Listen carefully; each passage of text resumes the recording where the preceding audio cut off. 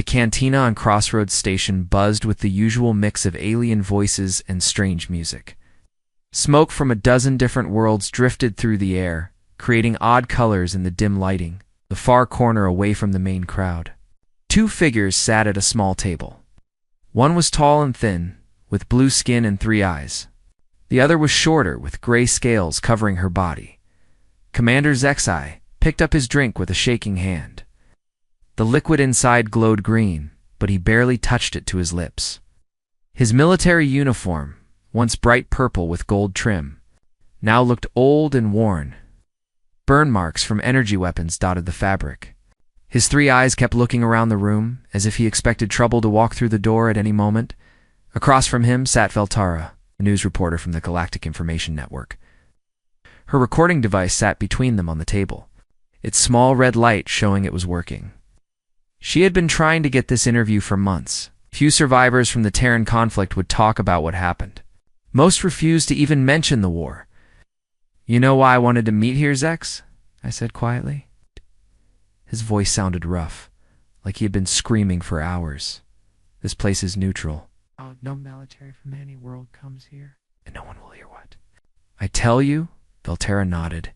She had done her research. Crossroads Station existed in space that belonged to no government. Pirates, traders, and refugees all came here. It was the perfect place for someone who wanted to disappear. "The readers want to know the truth about the war," she said. "The official reports say the Valorian Empire simply decided to end the conflict. But witnesses claim something else happened. They say your people were afraid." HFY's middle eye closed while the other two stared at her. When he spoke again, his voice was even quieter. "Afraid," he repeated. "Yes, we were afraid, but not of their ships or their weapons. We were afraid of them, the humans themselves." He took a small sip of his drink and made a face. Nothing tasted good anymore, not since the war ended 3 years ago. "You want to understand what happened out there?" he continued. "The news reports, the history books, they all say the same thing.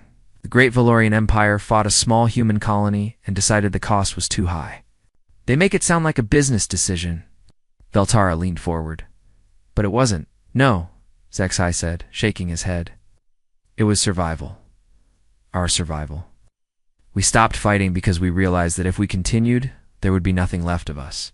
The humans would have killed every last one of us, and they would have smiled while doing it." The reporter's eyes widened. The Valorian Empire controlled over 200 worlds. Their military was known throughout the galaxy as one of the strongest. The idea that a few human colonies had scared them seemed impossible. "Let me start at the beginning," HFY said. "Before the war, we knew very little about humans. Our scouts had found their home world, Earth, about 50 years ago. We watched them for a while. They seemed like most young species. They fought among themselves. They had different governments that didn't work together well. Their technology was behind ours by maybe 200 years. He paused to look around the cantina again.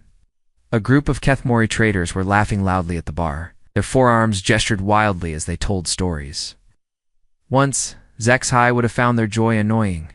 Now it just reminded him of sounds he would never hear again. "The High Command decided humans were not a threat," he continued. "Just another primitive species that would either join the Empire peacefully or be conquered icily. We had done it hundreds of times before with other worlds." "What changed their minds?" Veltara asked. "The humans started expanding," HFY said. "They built colonies on worlds we wanted, good worlds with resources we needed. The High Command tried to contact them, to offer them a choice. Empire willingly, or be forced to join. And the humans refused?" HFY laughed. But it was not a happy sound. "Refused? They did more than refuse. They told our ambassadors exactly what they could do with their offer. The translation couldn't capture all of it, but the meaning was clear enough." Veltara made notes on her datapad. "So the Empire decided to use force?"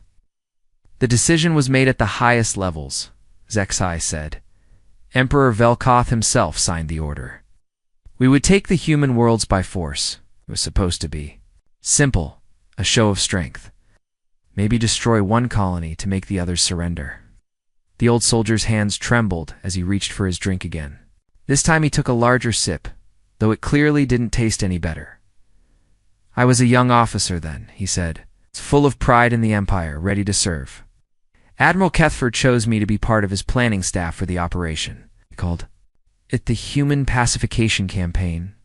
"How many ships did you send for the first attack?" "Only 50 warships. The target was a farming colony called New Virginia. Maybe 20,000 humans lived there. We thought 50 ships would be more than enough to scare them into giving up." Veltara did quick math in her head. 50 Valorian warships could destroy most small fleets. Against one colony with no military base, it should have been overwhelming.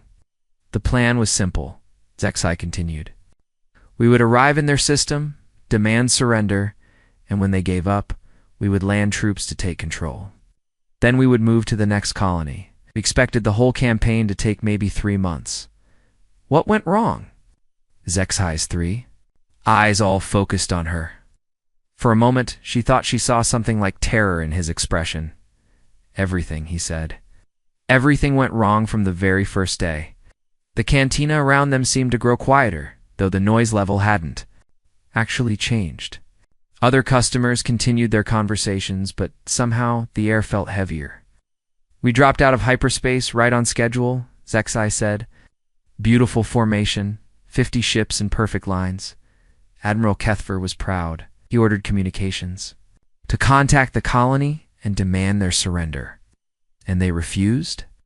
"They didn't just refuse," Zexai said. "The human who answered our call was named Jake Martinez. He was their local defense coordinator. When our admiral explained that resistance was useless and they should surrender to save lives, this Martinez human started laughing.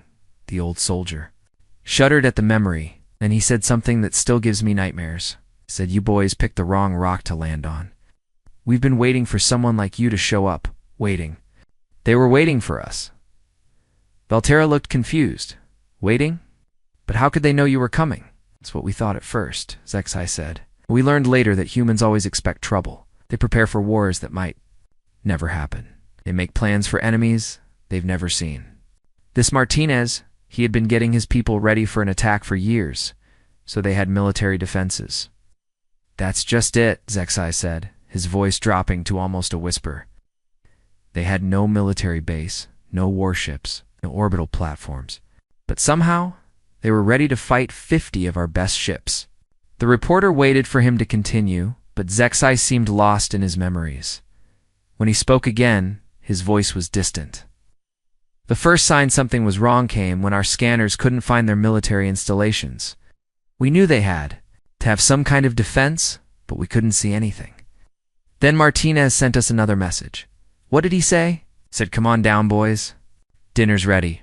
Then he cut the connection." Zexai finished his drink and set the empty glass down carefully. "That's when we learned our first lesson about humans," he said. "They don't just fight wars, they enjoy them." Veltara watched as Zexai ordered another drink from the passing server. The alien's hands still shook, but his voice was getting stronger. It was as if talking about the war was both painful and necessary for him. "You said they enjoyed fighting?" She prompted gently.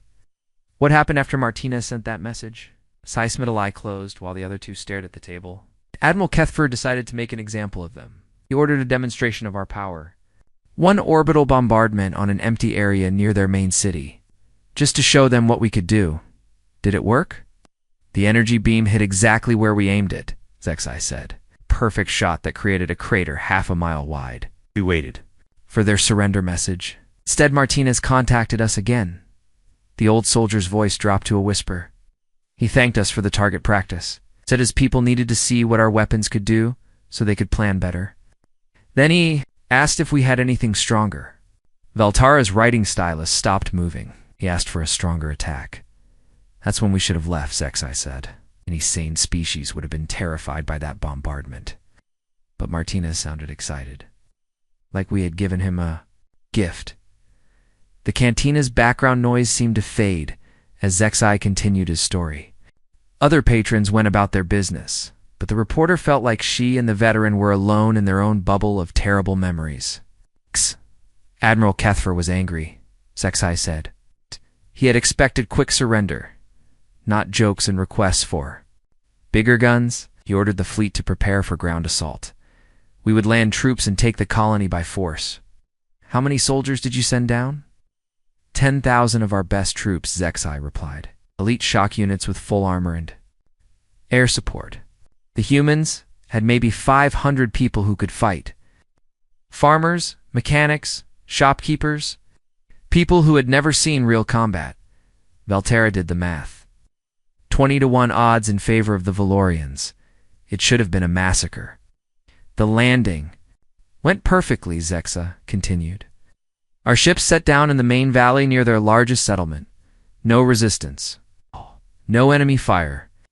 Our soldiers formed up and began their advance toward the town. And then we learned what the humans had been doing while we talked with Martinez, Zexai said. They had been busy, very busy. The veteran paused to take a sip of his new drink. This one was blue and smelled like flowers, but he made the same disgusted face. The first sign of trouble came when our lead unit reported strange readings on their scanners, he said. The ground in front of them looked normal, but their equipment said something was wrong. What kind of readings? Empty spaces under the dirt, Zexai explained. Like tunnels. Miles and miles of tunnels. Martinez and his people had been digging for months. They had turned the entire valley into a maze of underground passages. Valterra wrote quickly, trying to capture every detail. This was exactly the kind of information the galaxy needed to hear. Our soldiers were walking on top of a trap, Zexai continued. But we didn't understand that yet. The advance continued. Then the ground started exploding. The old soldier's 3 eyes all focused on a point somewhere beyond the cantina walls. He was seeing the battle again, reliving it in his mind. Not bombs, he said quietly. Worse than bombs. The humans had planted mining charges in their tunnels. Industrial explosives meant for breaking apart asteroids. When our troops walked over them, the explosives went off in sequence. Like a chain reaction. How many soldiers did you lose? The first wave. Almost all of them, Zexai said. 3,000 elite troops gone in the first 10 minutes? But that wasn't the worst part. Valterra waited for him to continue. She could see the pain in his expression. The worst part was the sound, he said. While our soldiers were dying, we could hear the humans over the communication channels.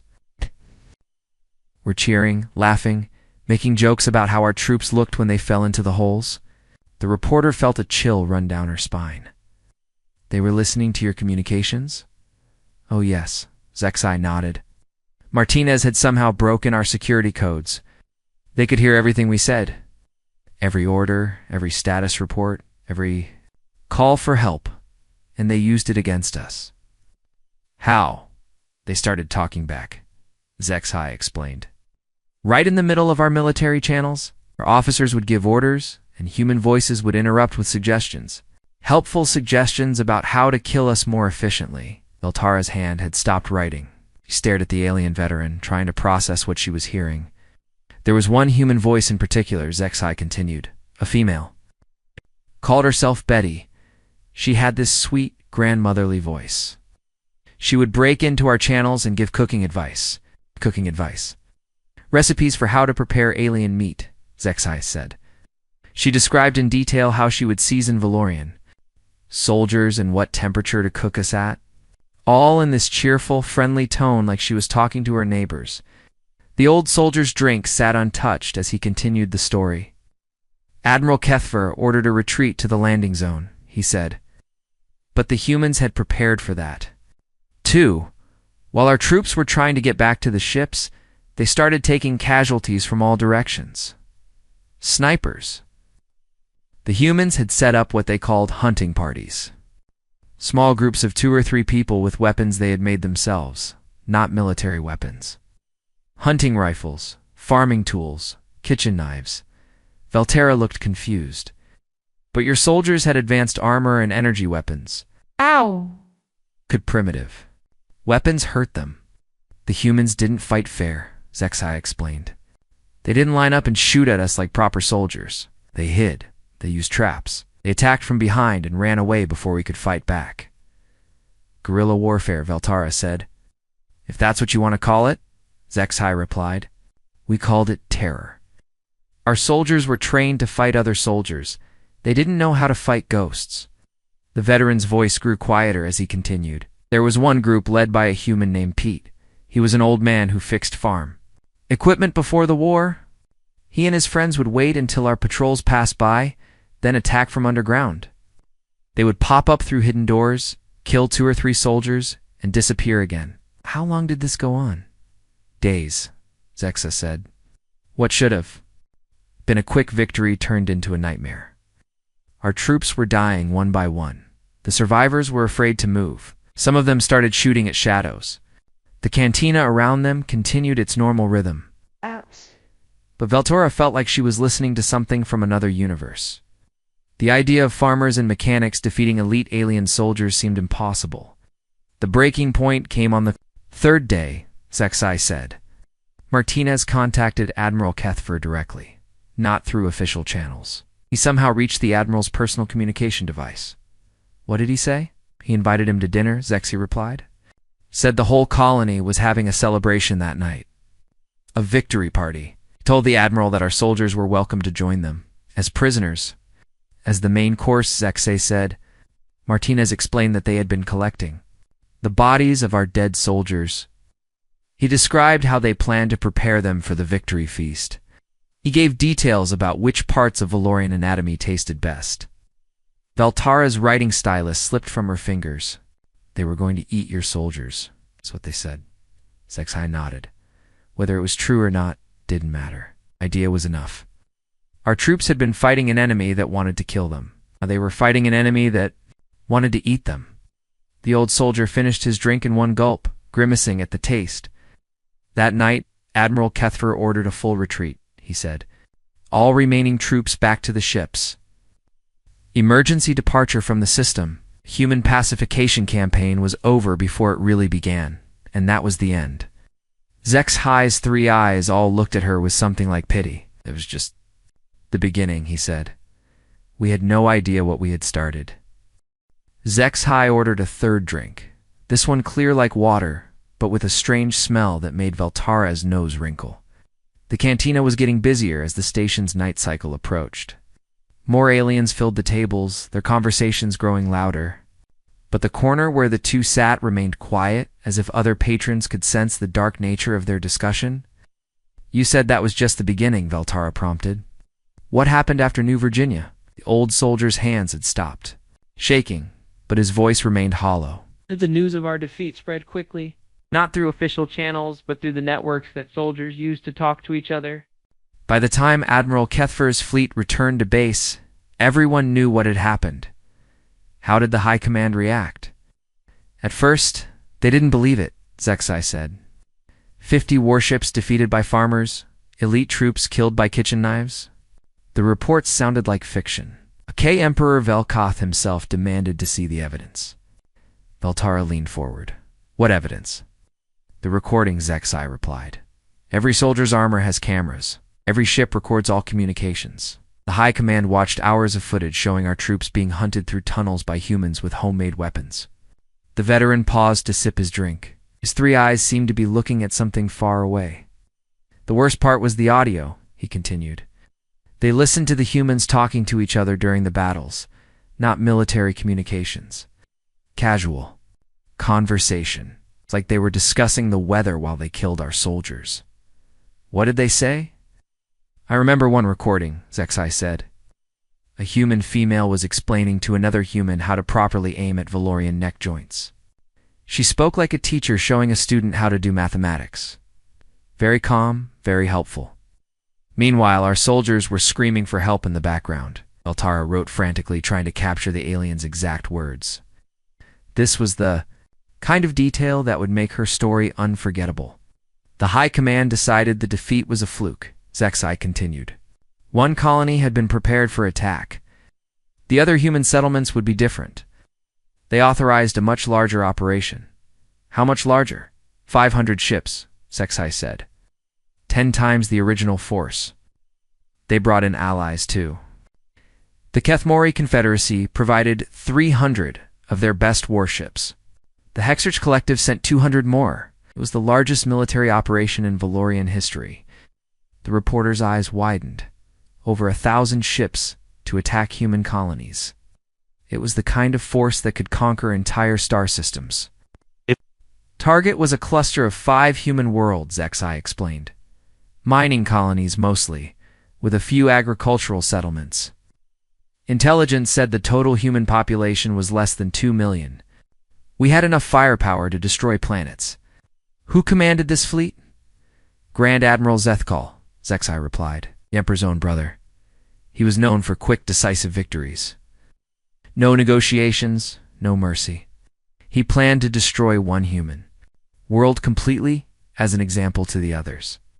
Veltara made notes about the key figures. What happened when the fleet arrived? Nothing, Xi said. That was the first surprise. The human colonies didn't try to run. They didn't call for help. They just waited. Waited for what?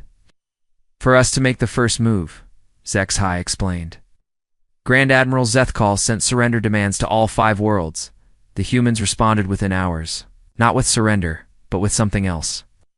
The old soldier's voice grew quieter. They sent us a message. A single transmission that went to every ship in our fleet. It was from a human named Lisa Rodriguez. She said she was speaking for something called the Human Defense Coalition.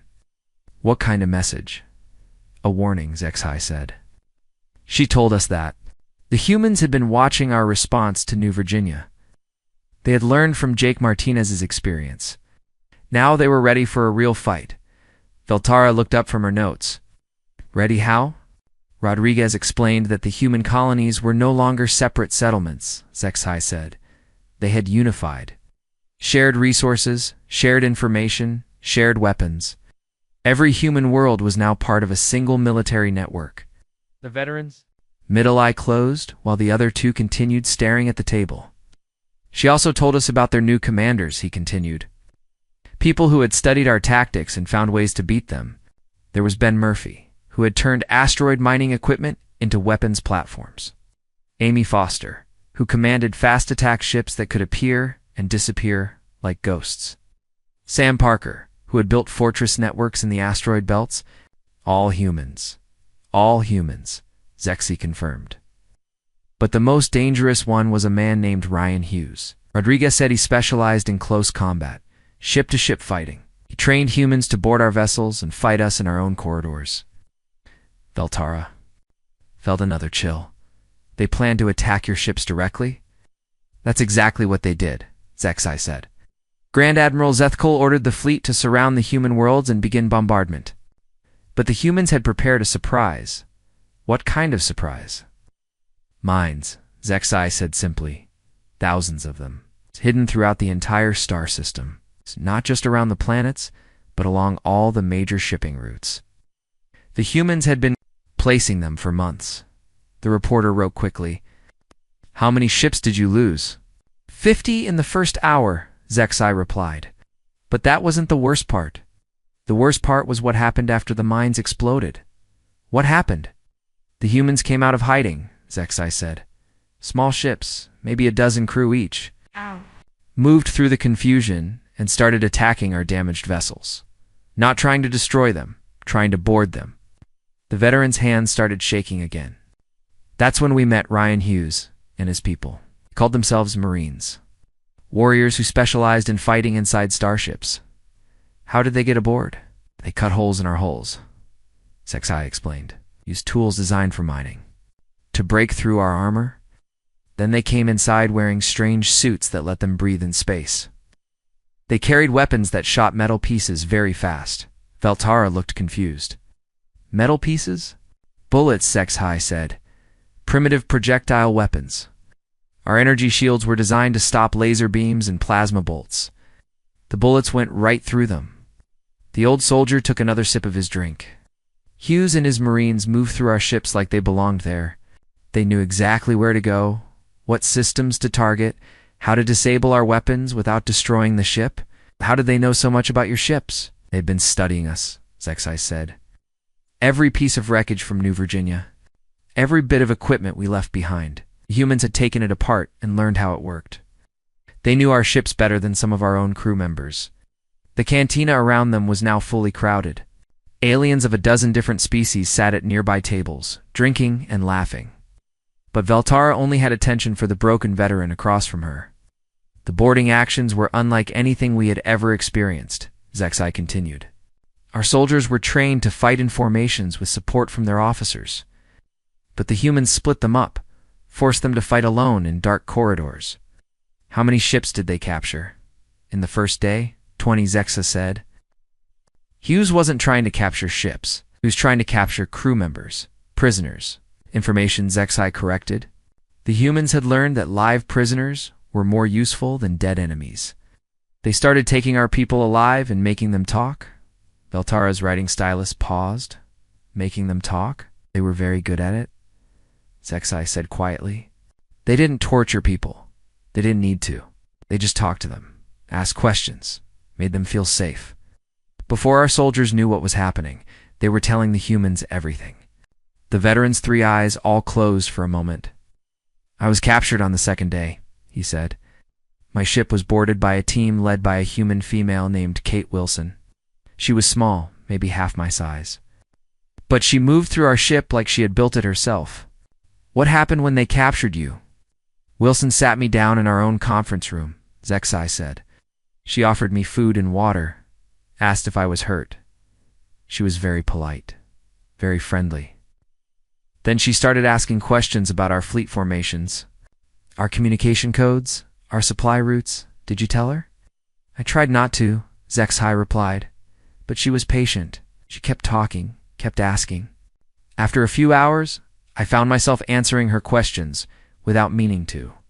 She made it seem like we were just having a conversation. The old soldier's voice was barely a whisper now. By the time they released me, Wilson knew everything about our military structure. She knew which ships were important, which officers made the decisions, which systems were vulnerable. They released you?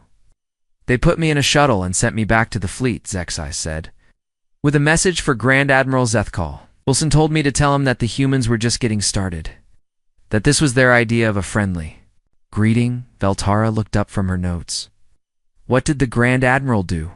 He ordered a full retreat, Zexai said. Over 1,000 ships, and we ran from a few dozen human vessels. But by then, it was too late. The humans had everything they needed to find us wherever we went. The veteran finished his drink and set the glass down with a soft clink. That's when we realized the truth, he said. We weren't fighting a war anymore. We were being hunted. The cantina had grown quiet around them despite being full of customers. Veltara noticed that other patrons seemed to be avoiding their corner of the room. Perhaps they could sense the dark energy coming from Zexai's story, or maybe word had spread about who he was and what he had experienced. You said you were being hunted? Veltara said softly. What did that mean exactly? Zexai stared at his empty glass for a long moment before answering. It meant that nowhere was safe anymore. The humans had learned everything about us from the prisoners they took. Our ship designs, our communication frequencies, our supply routes. They knew where we would go before we got there. How long did this hunting go on? Months, the veteran replied. What should have been a quick war turned into a nightmare that lasted almost a year. Every time we thought we had escaped, the humans would find us again. Veltara ordered drinks for both of them. She could see that Zexai needed the alcohol to continue his story, and she needed something to calm her own nerves. The worst part was not knowing where they were, Zexai continued. Human ships were small and fast. They could hide in asteroid fields or behind moons.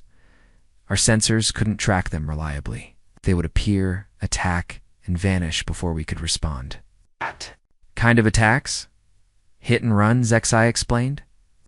They never tried to fight our entire fleet at once. Instead, they would pick off ships that were alone or separated from the group. Supply vessels, scout ships, damaged ships that couldn't keep up with the fleet. The old soldier's voice grew distant as he remembered. There was a human pilot named Nick Chen. He flew a ship called the Defiant. That ship became like a ghost story among our crews. Pilots would report seeing it, but when backup arrived, it would be gone. One ship caused that much trouble? Chen was different from the other humans, Zexai said. The others fought like soldiers. Chen fought like he was playing a game. He would do impossible things with his ship. Fly through asteroid fields that should have destroyed him. Attack from angles that made no sense. Veltara wrote quickly, trying to capture the fear in the veteran's voice. How many ships did he destroy? Dozens, Zexai replied. Wasn't what made him terrifying. It was how he destroyed them. Chen would disable our ships instead of destroying them, leave the crews alive but helpless. Then he would broadcast messages to the rest of our fleet. What kind of messages? Taunts, Zexai said. He would describe exactly how he had beaten each ship. Point out the mistakes our pilots had made. Offer suggestions for how they could do better next time. He spoke our language perfectly, with no accent at all. The veteran paused to sip his new drink. This one was red and smelled like metal, but he seemed to find it more tolerable than the others. Chen also had a habit of leaving gifts, Zexai continued. After he disabled a ship, he would somehow get aboard and leave things for the crew to find. Sometimes food from Earth, sometimes human music, sometimes photographs of human families. Photographs of human children playing, human couples getting married, human families having dinner together, Zexai explained, always with a note explaining who the people were and why they were important to someone. Veltara looked confused. Why would he do that? To remind us what we were fighting for, Zexai said. The humans weren't just defending territory or resources. They were defending their families, their way of life, their future. Chen wanted us to understand that every human we killed had people who loved them. The reporter felt a chill run down her spine. Psychological warfare. The most effective kind, Zexai agreed. After a few months of this, our pilots were afraid. To leave the main fleet? They would rather disobey orders than risk meeting Chen alone in space. What did your commanders do about it? Grand Admiral Zethkal decided to end the war quickly, Zexai said. Gathered every available ship from the Valorian Empire, the Kethmori Confederacy, and the Hexorge Collective. 2 million vessels in total. The largest military force. In galactic history, Altera's writing stylus stopped moving. 2 million ships. Every warship, every transport, every support vessel, Zexai confirmed. The Grand Admiral's plan was simple. He would gather at Kepler Station, a neutral trading post near human space. From there, we would launch a coordinated attack on every human world at the same time. What was special about Kepler Station? It was the perfect staging area, Zexai explained. Large enough to hold our entire fleet with repair facilities. And supply depots. Most importantly, it was a neutral space. The humans had no legal right to attack us there. The veteran's three eyes all focused on Veltara with an expression of bitter irony. We thought we were safe, he said. 2 million ships, the best crews from 3 different empires, unlimited supplies and support. How could a few thousand humans possibly threaten us? But they did. They did more than threaten us, Zexai said. They turned our greatest strength into our greatest weakness. The cantina around them seemed to hold its breath as the old soldier continued his story. Even the background music had stopped, leaving only the sound of his voice in the quiet room. The first sign of trouble came 3 days after we arrived at Kepler Station, Zexai said. Our communication systems started having problems. Messages were being delayed or scrambled. Orders from the command ships weren't reaching the outer fleets. Technical problems. Zexai replied. Our engineers worked around the clock trying to fix the issues, but the problems kept getting worse. Then we started receiving messages that nobody had sent. What kind of messages? Orders that contradicted other orders, Zexai explained. Emergency alerts about attacks that weren't happening. Status reports from ships that didn't exist. Our entire command structure was breaking down. Veltara leaned forward. The humans were interfering with your communications. They were doing more than interfering, Zexai said. They had somehow infiltrated our entire network. Every message we sent, they could read. Every order we gave, they could change. Every plan we made, they already knew about. The veteran's hand started shaking again as he remembered. But the worst part, was the voices. Voices? Human voices on our communication channels, Zexus said.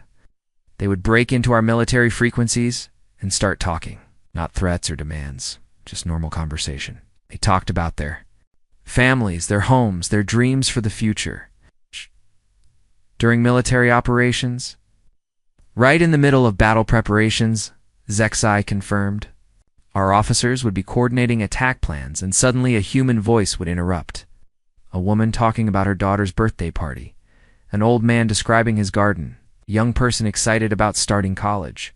The old soldier's voice became very quiet. There was one voice that haunted me. A little girl, maybe 8 years old. She would recite poetry over our emergency channels. Beautiful, innocent poems about flowers and sunshine and friendship. Altara felt tears forming in her eyes. Why did they do that? To remind us that we were planning to kill children, Zexai said.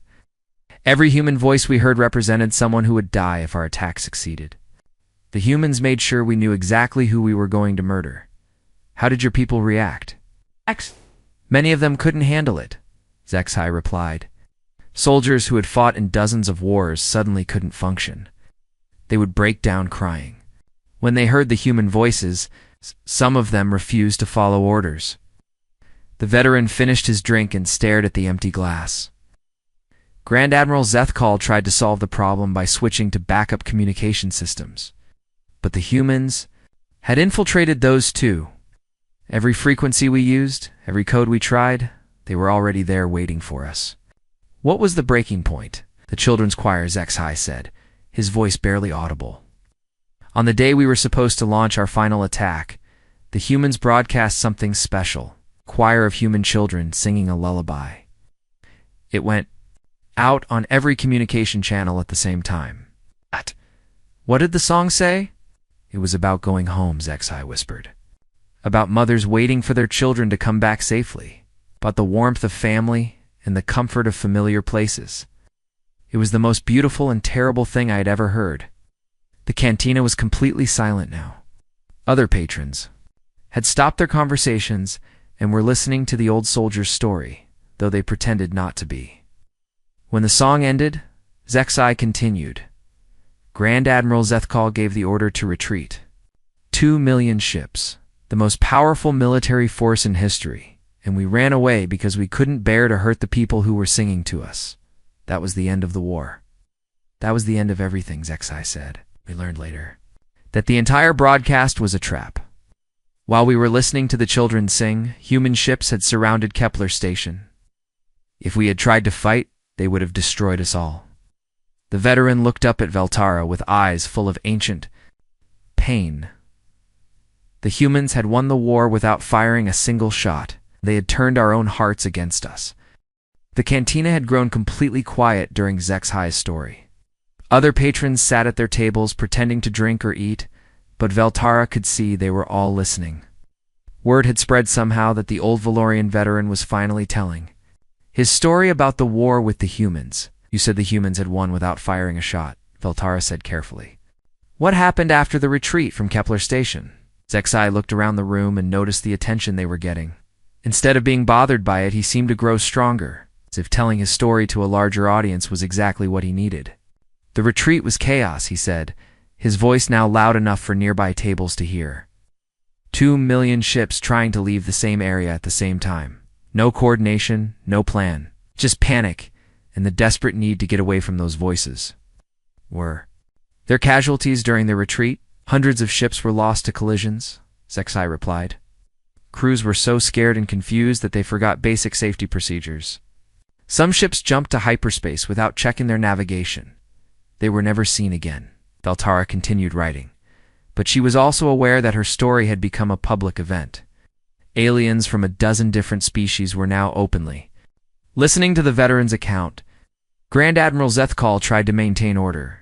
Zexai continued, sent messages to the fleet commanders, trying to organize a proper withdrawal.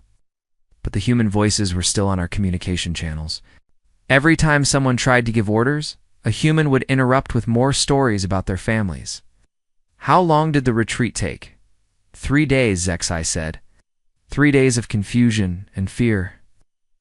Ships scattered in all directions, heading back to their homeworlds. The greatest military alliance in galactic history fell apart in less than a week. A Kethmori trader at a nearby table spoke up. My cousin was in that fleet. He never talked about what happened, just said the humans were not like other species. Zexai turned to look at the trader. Your cousin was smart to stay quiet. Of us who survived, learned to keep our mouths shut. Who would believe the truth anyway? What is the truth? Asked a small furry alien from another table. Zexai smiled, but it was not a happy expression. The truth is that we never understood what we were fighting. We thought humans were just another young species that needed to be conquered or controlled. We were wrong. Wrong how? Altara asked, encouraging him to continue. How? Humans don't fight. War's the way other species do, Zexai explained. Most races fight to win territory or resources or to prove they are stronger. Humans fight for something different. What do they fight for? Each other, Zexai said simply. Every human in the war was fighting to protect other humans. Not just the ones they knew personally, but all humans everywhere, even humans they had never met and never would meet.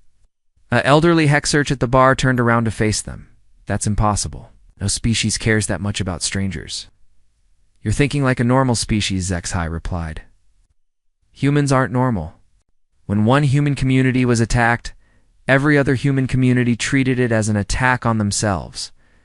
They didn't see separate colonies or different governments. They saw one big human family. Valterra looked up from her notes. Is that why? They were so effective. Partly, Zexa said. But there was more to it. Humans have this idea that they call never again. When something bad happens to them, they don't just try to survive it. They try to make sure it never happens to anyone else. I don't understand, said a young Valorian at a corner table. Shell turned to address the entire cantina now. His story had become a lesson for anyone willing to listen. Let me explain it this way. When we attacked New Virginia, we weren't just attacking one colony. We were proving to humans everywhere that alien species would hurt them if given the chance. So they decided to fight back, Valtara said. They decided to make sure no alien species would ever want to fight humans again, Zexai corrected. That's why they used psychological warfare. That's why they made us listen to their children singing. They wanted us to understand that attacking humans meant destroying innocent lives. The cantina was completely silent now. Even the background music had stopped. Every alien in the room was focused on the old veteran's words. After the war ended, I spent months trying to understand what had happened, Zexai continued. Human history, their culture, their way of thinking. What I learned terrified me more than anything I experienced during the fighting. What did you learn? Asked someone from the back of the room. Humans have been fighting wars among themselves for thousands of years, Zexai said. They know every possible way to hurt each other. They've developed weapons and tactics that most species never imagine. But here's the scary part. They've also learned from every war they've fought. Learned what? How to minimize suffering, Zexai explained. How to end conflicts quickly with the least amount of death and destruction. When they fought us, they weren't trying to hurt us as much as possible. They were trying to stop us from hurting them with the least amount of violence necessary. Valtara's writing stylus paused. You're saying they were being merciful? They were being efficient? Zexai corrected. Humans have learned that the best way to win a war is to make your enemy not want to fight anymore. That's exactly what they did to us. A Kethmori female near the door spoke up. But what about all the psychological warfare? The terrifying messages and threats? What threats? Zexai asked. Think about it. The humans never said they would destroy our homeworlds. They never promised to hunt down our families. They just made sure we knew who we would be hurting if we continued fighting. The room was quiet as the aliens absorbed this information. Finally, the elderly Hexarch at the bar asked the question everyone was thinking. Are the humans still dangerous? Zexai considered the question carefully. That depends on how you treat them. Since the war ended, humans have expanded throughout this part of the galaxy. They trade with everyone, share their technology, help other species solve problems. They're actually quite pleasant to deal with. But Veltara sensed there was more to the answer. But they remember everything, HFY said. Every species that helped us during the war, every government that supported the attack on their colonies. They remember who their friends are and who their enemies were. Do they hold grudges? No, HFY said, surprising everyone in the room. They don't hold grudges, but they do prepare. Every human colony now has defenses that make New Virginia look helpless. Every human ship carries weapons that could destroy fleets. Every human child learns about the war and why it was necessary. To fight, the veteran stood up slowly, his story finally complete.